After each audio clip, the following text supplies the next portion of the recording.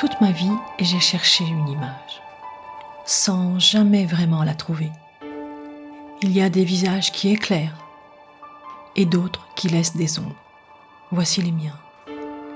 Je suis née sans père, mais les hommes n'ont jamais cessé de traverser ma vie. Certains ont construit, d'autres ont détruit. Et moi, j'ai appris à vivre avec les deux, à comprendre, à tomber, à me relever, à chercher encore ce qu'est un homme et ce que je suis, moi, au milieu de tout ça. Fragment d'homme, une histoire intime, la mienne.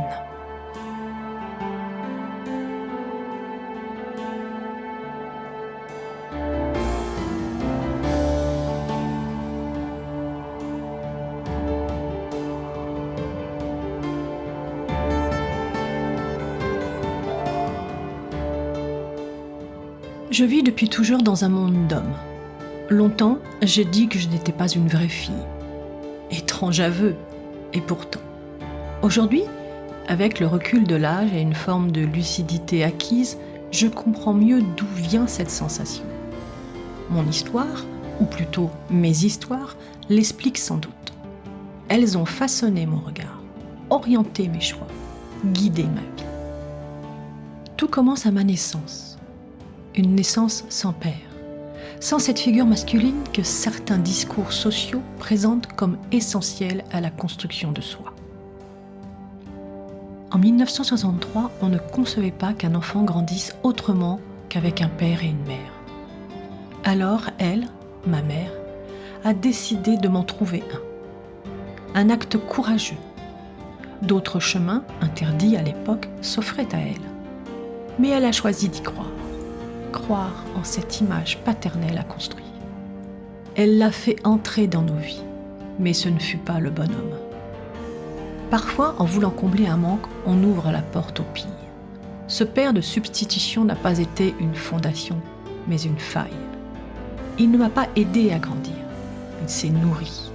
Et moi, j'étais là, dans son ombre, prise dans un jeu dont je ne comprenais pas les règles. À cette époque, le mot inceste ne se disait pas. Il n'existait pas vraiment. Alors, il y avait deux visages, celui que le monde admirait et celui que personne n'aurait cru. Comment grandir avec une telle image du père ?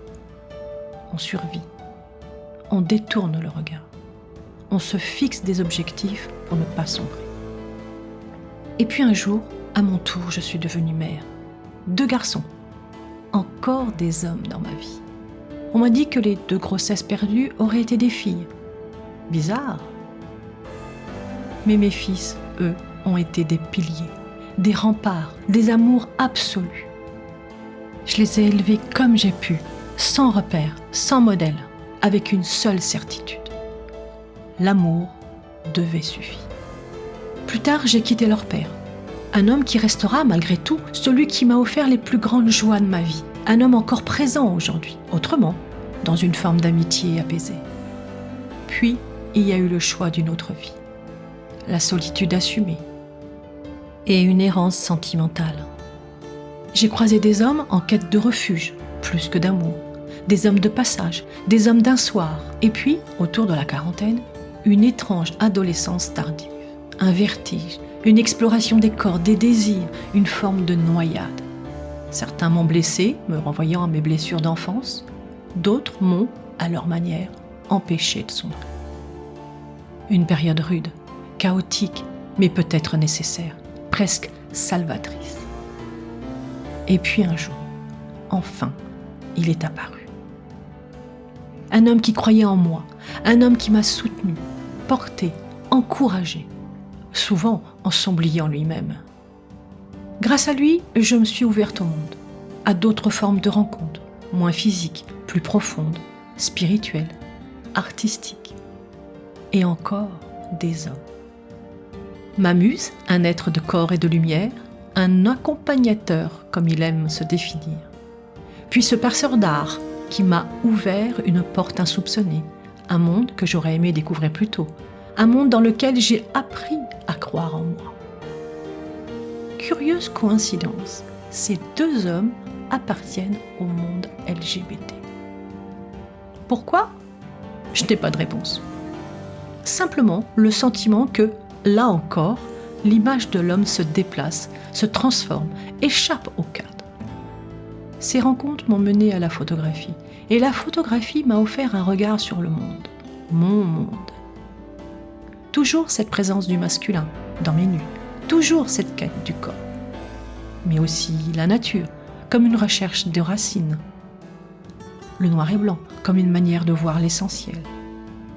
Je traque les visages, les présences, les absences, les apparitions et les disparitions.